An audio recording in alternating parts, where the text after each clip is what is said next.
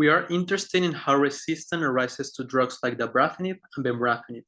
These drugs are used against the BRAF V600E mutation common in papillary thyroid cancer and melanoma. A patient with a tumor with BRAF mutation and normal RAC1 was treated with dabrafenib. The tumor first shrank, but eventually developed resistance to the drug. The resistant tumor and a cell line, PDX008CL, isolated from it were found to be chromosome 7 polyploid, had frequent multinucleate cells as seen in the insert, and had both multiple copies of the RAC1 gene and a P34R RAC1 mutation. When treated with both dabrafenib and a RAC1 inhibitor, the cells became sensitive to dabrafenib again. This means the altered RAC1 causes the resistance, but we do not know the mechanism and how it does it. Is it the multiple copies? Is it the P34R mutation, or both?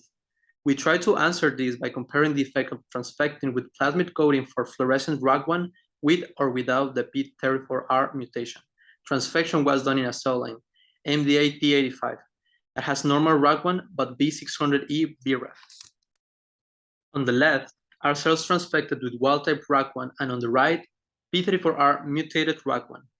In images A and B, the cells remain long and thin, with only one nucleus and increased fluorescent intensity around the nucleus. In contrast, images C and D show more rounded, sometimes larger, multinucleated cells, and almost all have uniform fluorescence throughout the cell.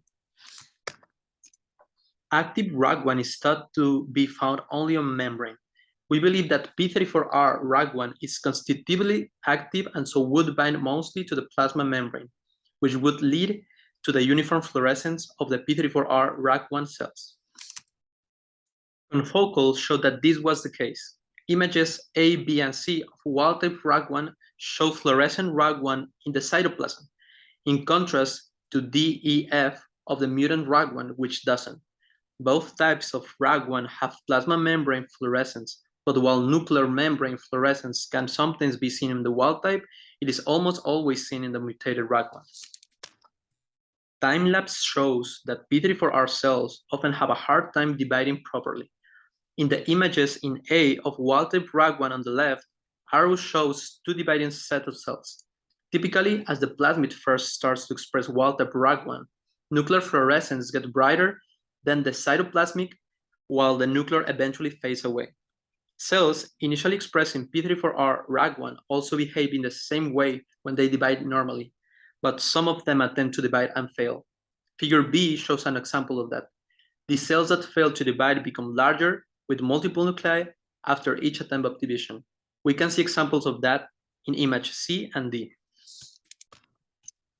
Despite the inability to divide well, a stable P34R transfected clone shown in figure B and C was eventually found. Its cells had a very similar morphology to the original cell line, PDX008CL, seen in figure A.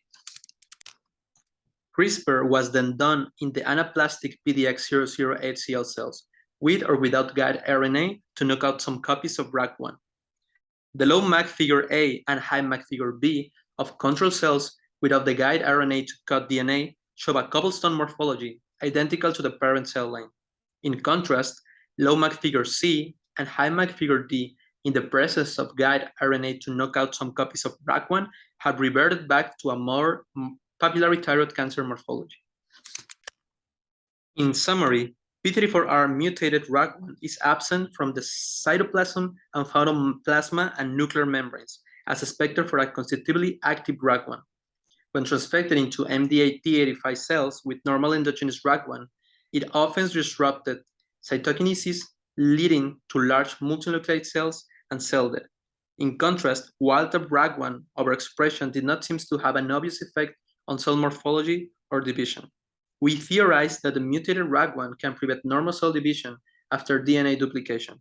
This could have led to an extra copies of RAC1 and chromosome 7 polyploidy seen in the PDX008CL cells. Thank you.